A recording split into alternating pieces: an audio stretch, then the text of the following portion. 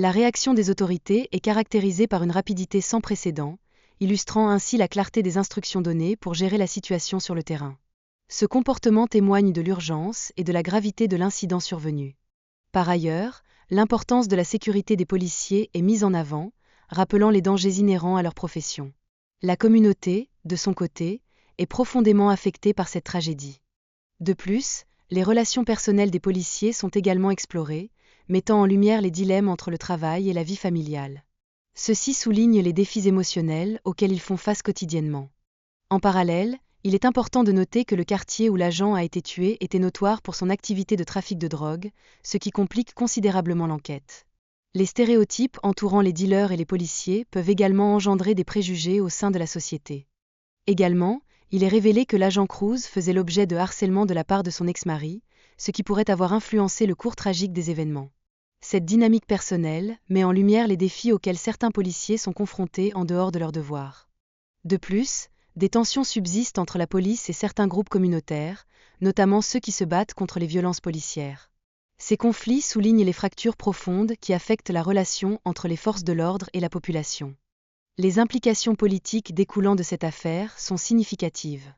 Le maire ainsi que le préfet de police prennent leur distance, exacerbant ainsi les tensions qui existent entre les forces de l'ordre et la communauté. Dans ce contexte, le rôle des témoins devient crucial. Un témoin a affirmé avoir vu Rios sur le lieu du crime. Cependant, sa crédibilité fait l'objet de contestations en raison de son statut. Les réactions de la communauté à l'arrestation d'Edouard Rios révèlent une forte opposition. Des manifestations sont prévues pour soutenir le suspect et dénoncer les abus dont les policiers seraient responsables. En outre, la crédibilité des témoins est mise à mal, notamment celle de Steve Donois, ce qui pourrait influencer l'issue du procès.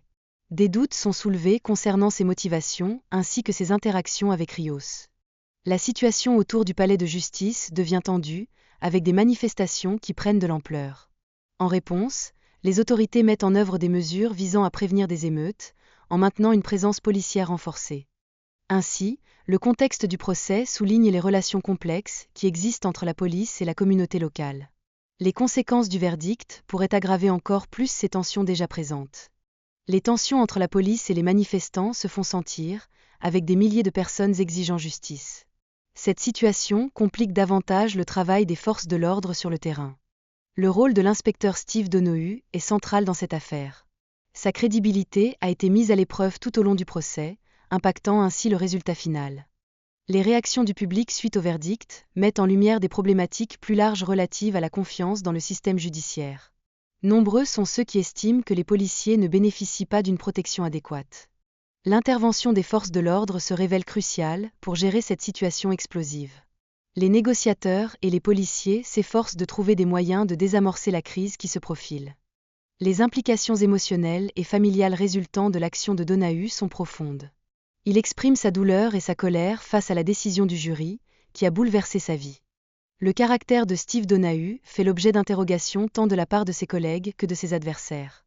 Pour certains, il est perçu comme un bon policier, tandis que d'autres le considèrent comme une menace imprévisible. Il est primordial de laisser la police gérer la situation sans interférence politique pour éviter des malentendus. Cela permet de maintenir l'ordre et d'assurer la sécurité des citoyens. À cet égard, le rôle des négociateurs s'avère essentiel dans la résolution des crises, car ils cherchent à établir un dialogue constructif. Leur approche peut contribuer à éviter la violence et à favoriser des solutions pacifiques. Les éléments de preuve recueillis sur le lieu du crime doivent être traités avec la plus grande rigueur afin d'assurer une justice équitable. Cela souligne l'importance cruciale de l'intégrité dans les enquêtes policières. Les doutes sur l'intégrité des policiers sont de plus en plus mis en avant, illustrant la méfiance grandissante du public envers les forces de l'ordre. Cela soulève des questions importantes sur la responsabilité et l'éthique. De plus, les relations personnelles complexes ajoutent une dimension émotionnelle au récit, révélant comment le passé façonne le présent des personnages impliqués. Les souvenirs partagés mettent en lumière des blessures qui demeurent non cicatrisées. La discussion sur les procédures légales met en exergue les tensions entre le respect de la loi et la nécessité de protéger les innocents. Ceci soulève des interrogations sur la légitimité et l'application des règles en des situations critiques. Parallèlement, la défense emploie des stratégies visant à détourner l'attention des jurés des véritables crimes commis. Cela démontre comment la manipulation juridique peut influencer la perception de la justice. Les policiers expriment leur frustration face à un système judiciaire qui semble négliger leur travail et leur contribution. La perte de respect pour la loi représente un thème central dans leurs préoccupations. Les conséquences de la violence et de la criminalité se font ressentir dans la communauté. Les agents de police se perçoivent comme la dernière ligne de défense face au chaos ambiant. Les promesses faites par la police à leurs familles en cas de décès mettent en évidence les sacrifices consentis par ces agents. Cela révèle un système qui, malgré ses imperfections, tente de soutenir les proches en deuil. Le stress psychologique auquel font face les policiers, en raison de la violence et de la menace constante de mort, est palpable.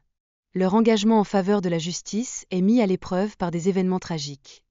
La question de la culpabilité et de la justice demeure centrale au procès. Les personnages se livrent à des discussions sur la moralité de leurs actions et sur les implications légales qui en découlent. La pression exercée sur les policiers tout au long de leur carrière peut avoir des répercussions significatives sur leur bien-être mental ainsi que sur leur avenir. Les décisions prises à ce moment peuvent effectivement entraîner des conséquences durables. Enfin, le sentiment de trahison et d'isolement se fait ressentir chez Steve, qui se débat pour accepter ses choix et leurs conséquences. Son environnement professionnel ne lui accorde guère de répit dans cette épreuve. Enfin, l'importance des valeurs et de la camaraderie entre collègues dans la police est soulignée. Ces liens peuvent constituer un soutien essentiel face à l'adversité rencontrée dans l'exercice de leurs fonctions.